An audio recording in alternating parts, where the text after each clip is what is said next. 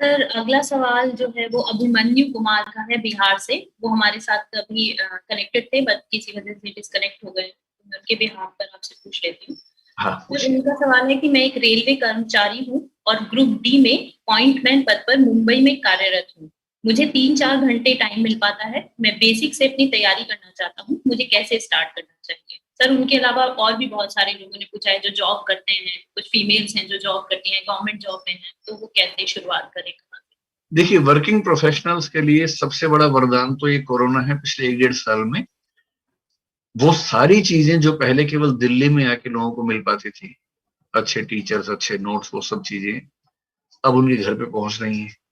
Online pen drive, ऐसे बहुत सारे कोर्सेज हैं जिससे मतलब मुझे लगता है कि अब अगर आप नौकरी कर रहे हैं, दिल्ली में नहीं है या इलाहाबाद में नहीं है, तो कोई दिक्कत है नहीं, आप घर बैठ के काम कर सकते हैं। दूसरा, नौकरी करने वालों को दिक्कत है कि टाइम कम मिलता है। तो इसका एक अच्छा तरीका ये है कि आप टाइम थोड़ा सा एक तो एक्स्ट्रा निकालने का प्रयास कीजिए। अगर आपको मान लीजिए 4 ही घंटे मिल रहे हैं, बाकी आपको नौकरी के लिए जाना पड़ता है, नौकरी में 7-8 घंटे आपके निकल जाते हैं, तो मैं 2 बातें कहूंगा आपसे, नौकरी करने वालों से। पहली बात तो आप ये मान के मत चलिए कि नौकरी करने से नुकसान हो रहा है आपको। मेरा अनुभव ये है कि नौकरी करने वाले उम्मीदवारों में सफलता का अनुपात नौकरी नहीं करने वालों की तुलना में ज्यादा है। यानी नौकरी करने वाले 100 में से अगर 10 सिलेक्ट हो रहे हैं, तो नौकरी नहीं करने वाले 100 में से 8 सिलेक्ट हो गए। अनुपात नौकरी करने वालों का ज्यादा है।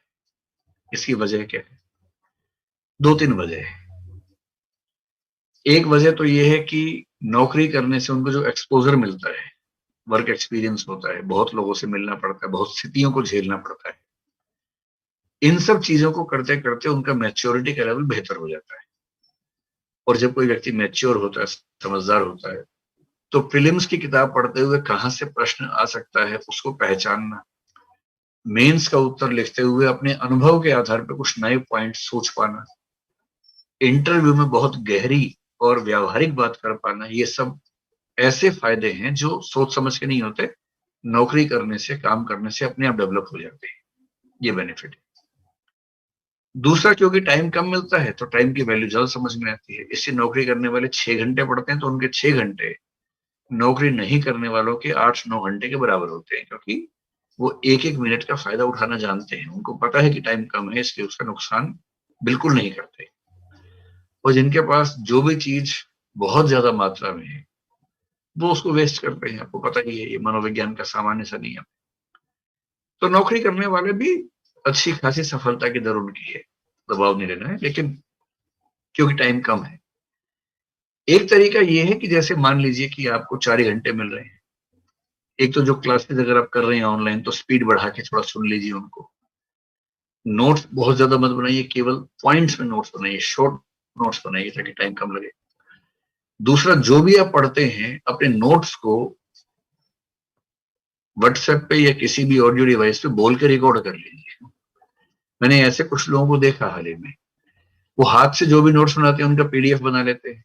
अब नौकरी पे जा रहे हैं, 1 घंटे का रास्ता है, उस रास्ते में क्या किया है, अपने ऑडियो नोट्स को हेडफोन से सुनते हुए जा रहे हैं, ईयरफोन से। यानी 1 घंटा लगेगा उनको ऑफिस पहुंचने में, उस 1 घंटे में उस सारे नोट्स को रिवाइज कर लेते हैं। क्यों? क्योंकि जब नोट्स बनाए थे उनको बोल बोल के रिकॉर्ड कर लिया, अब वो उनके फोन में रखे हुए हैं और रास्ते में केवल हेडफोन लगा लिया। बाकी लोग वो 1 घंटा खराब कर रहे हैं, या गाने सुन रहे हैं, या वेब सीरीज देख रहे हैं, वो नोट्स को रिवाइज कर रहे हैं। ऑफिस में लंच टाइम मिला, या ऐसा टाइम मिल गया मान लीजिए जिस समय कोई काम नहीं है, 1 घंटा आप एकदम फ्री है। अब उस 1 घंटे में संभव नहीं कि आप किताबें खोल के पढ़ना शुरू करें, नोट्स बनाने शुरू करें, वो संभव नहीं होता। लेकिन नोट्स पहले से बने हुए हैं, पीडीएफ आपके फोन में है, उस पीडीएफ को पढ़ के रिवाइज कर सकते हैं। ऑडियो फॉर्मेट में नोट्स है, उनको तुरंत सुन सकते हैं, ये तो कर ही सकते हैं। अखबार पढ़ने का काम आपने ऑफिस के लंच टाइम में कर लिया। मतलब मैंने खुद, जब मैं आईएएस एलआईडी की नौकरी में था, उसके बाद अटेम्प्ट दिए, तो मैंने खुद पाया कि ऑफिस में रह के दबाव रहता है, टाइम बहुत निकलता है, लेकिन अगर आप कोशिश करें तो ऑफिस में भी टाइम मैनेज हो जाता है। आने जाने के समय में आप थोड़ा सा रिवाइज कर सकते हैं, ऑडियो नोट्स बना सकते हैं, ऐसे कुछ प्रयोग कर सकते हैं। तो स्ट्रगल निश्चित रूप से नौकरी करने वालों के सामने ज्यादा है, लेकिन मैं तो एकदम आश्वस्त हूं कि जो नौकरी करते हैं उनकी सफलता की दर बेहतर है, क्योंकि उनको टाइम की कीमत पता होती है। तो कोशिश कीजिए, डरिए मत, रास्ता निकलेगा जरूर। एग्जाम से एकदम पहले छुट्टी ले लीजिएगा। आपके पास सीएल भी होगी, ईएल भी होगी, जरूरत पड़ने पर एलडब्ल्यूपी भी होती है। बहुत संकट आ जाए तो आप एक्स्ट्रा ऑर्डिनरी लीव ले सकते हैं 5 साल तक की, बीच बीच में ब्रेक करके।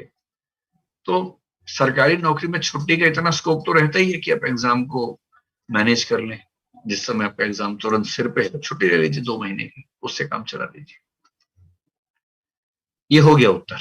हाँ सर, प्रणाम सर। जी। मैं ये कह रहा था कि सर मैं ग्रामीण पृष्ठभूमि से हूँ और सर मेरा ज्यादा समय सर बिना किसी सर एक सही टारगेट नहीं मैं अचीव कर पाया सर। एक मतलब लोगों द्वारा सही मोटिवेट मैं नहीं हुआ ग्रामीण पृष्ठभूमि में सर होने का।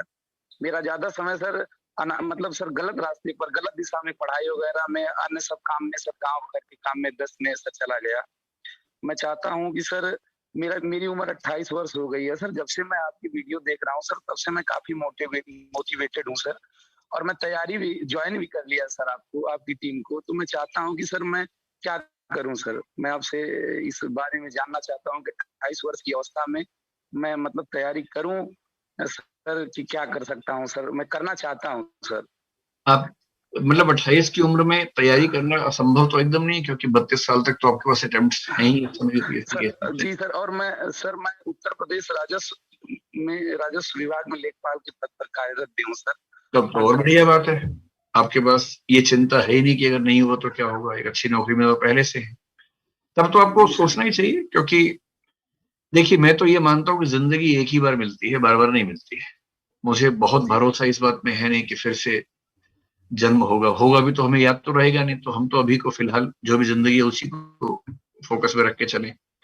जी सर। अगर आपके पास सपना है और सपना पूरा करने की संभावना जरा भी है तो पूरी ताकत लगानी ही चाहिए।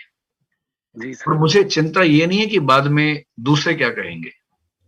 सबसे बड़ी चिंता जीवन में ये होती है कि बाद में आप अपने आप को क्या जवाब देंगे। बाकी सब जी सर। सेकेंडरी है। असली बात है कि मैं खुद को जवाब दे पा रहा हूं या नहीं।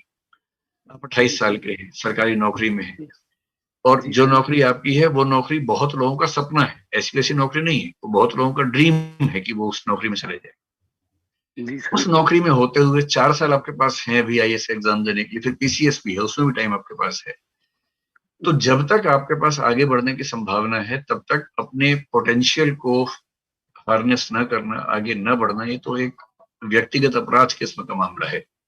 जी सर। इसलिए कोई सोचना ही नहीं है, ठीक से तैयारी कीजिए। इसमें एक बात और ध्यान रखिए, ग्रामीण पृष्ठभूमि होने से कोई नुकसान नहीं होता। ये कहने की बातें हैं, अब वो सब बातें खत्म हो गई हैं। आप गांव में रह के भी अब तो सब कुछ, वैसे भी आप नौकरी कर रहे हैं, नौकरी करने वालों के लिए तो ऑनलाइन पढ़ाई करना ही ज्यादा सुविधाजनक है। और ऑनलाइन पढ़ते हुए क्या गांव क्या शहर। जी ये सर। कोरोना सबके लिए बहुत नुकसान दे रहा है, लेकिन वर्किंग प्रोफेशनल्स के लिए तो बड़ा मददगार रहा है, क्योंकि आप लोगों को पहले कोई कोर्सेज मिल नहीं पाते थे कहीं भी, किसी भी इंस्टीट्यूट से। जी अब सर, लेकिन सबने, हाँ, इस एक संकट चैलेंज भी की सर वजह से रहता है इस सबने, समय सर, ड्यूटी वगैरह। नहीं, मैं जो कहना चाह रहा हूँ कि अब ऑनलाइन में जो चीजें इस बीच में उपलब्ध हो गई हैं सभी जगहों से, क्योंकि कोरोना की वजह से तकनीक पर आना सबकी मजबूरी हो गई, कोई रास्ता ही नहीं है। इसका बेनिफिट ज्यादा किसको है? उनको जो दिल्ली नहीं आ सकते थे जैसे आप। तो जी फायदा उठाइए, स्थितियां अनुकूल हैं, अब कोई डरने की बात है नहीं। और गांव से सर, होने से क्या नुकसान होता है? इंग्लिश वगैरह पृष्ठभूमि में सर रही नहीं है कभी, इसलिए एक डर सा बना फिलहाल रहता है आपके सर। लिए इंग्लिश केवल उतनी जरूरी है कि आप क्वालिफाइंग एग्जाम पास कर लें। अगर आप क्वालिफाइंग एग्जाम पास कर लेंगे तो अभी के लिए उतना काफी है, अभी उससे ज्यादा अंग्रेजी की चिंता मत कीजिए। तो सर ELWP के लिए सर आवेदन किए हैं सर, आए या फिर अभी ऑनलाइन क्लासेस? अभी अभी नहीं, अभी नहीं, अभी आप ऑनलाइन पढ़िए। एलडब्ल्यूपी सोच समझ के लीजिएगा, जब आखिरी 3-4 महीने होंगे उस समय, अभी नहीं। ठीक सर, धन्यवाद। ठीक है।